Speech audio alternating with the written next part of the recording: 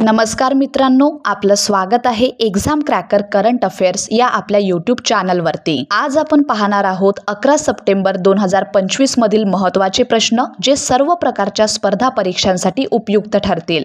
चला तर मग व्हिडिओ स्टार्ट करूया। तर आजचा आपला पहिला प्रश्न आहे, मुसळधार पावसामुळे नुकसान झालेल्या हिमाचल प्रदेशासाठी पंतप्रधान नरेंद्र मोदी यांनी किती कोटी रुपयांची मदत जाहीर केलेली आहे? या प्रश्नाचं योग्य उत्तर आहे पर्याय सी, रुपये 1500 कोटी। दुसरा प्रश्न आहे, नुकतेच भारताचे 15वे उपराष्ट्रपती म्हणून कोणाची निवड झालेली आहे?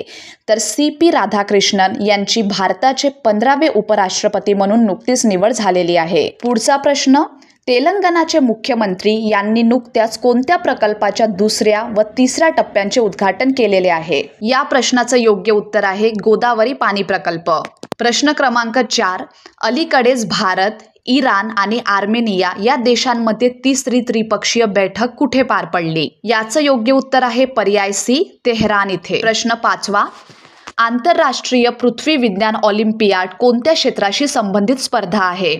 याचं योग्य उत्तर आहे पर्याय बी, पृथ्वी व पर्यावरण विज्ञान। 6वा प्रश्न, भारतातील इंजिनिअरिंग क्षेत्रातील निर्यात वाढवण्यासाठी कोणती संस्था कार्यरत आहे? या प्रश्नाचं उत्तर आहे EEPC म्हणजेच इंजिनिअरिंग एक्सपोर्ट प्रमोशन काउन्सिल। प्रश्न 7, उत्तर प्रदेश सरकारने अलीकडेच कोणत्या क्षेत्रात सुधारणा आणि पारदर्शकता सुनिश्चित करण्यासाठी तपासणी सुरू केली आहे? पर्याय ए, शैक्षणिक अभ्यासक्रम हे या प्रश्नाचं योग्य उत्तर आहे। पुढचा प्रश्न, भारताने विदेशातून येणाऱ्या रकमांचे व्यवहार सोपे करण्यासाठी कोणती प्रणाली सुरू केली आहे?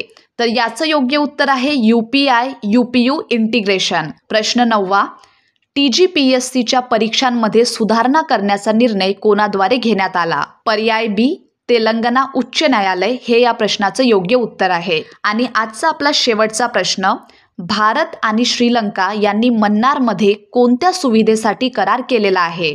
पर्याय सी, आणीबाणी वैद्यकीय सेवा युनिट। तर मित्रांनो, हे होते आजचे आपले महत्त्वाचे प्रश्न। ही माहिती तुम्हाला जर उपयुक्त वाटली असेल तर व्हिडिओला नक्की लाईक करा आणि चॅनलला सबस्क्राईब करणं विसरू नका। धन्यवाद।